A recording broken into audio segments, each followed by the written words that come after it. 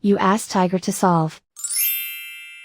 This deals with linear equations with one unknown. The final result is x equals -2/5. Let's solve it step by step. Group all constants on the right side of the equation. Add 4 to both sides. Simplify the arithmetic.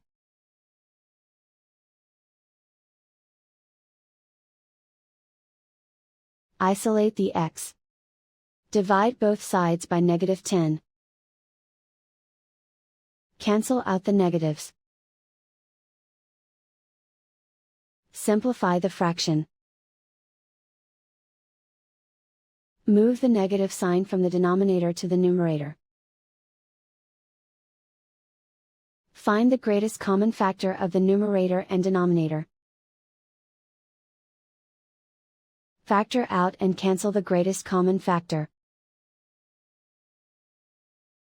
And so the final result is x equals -2/5.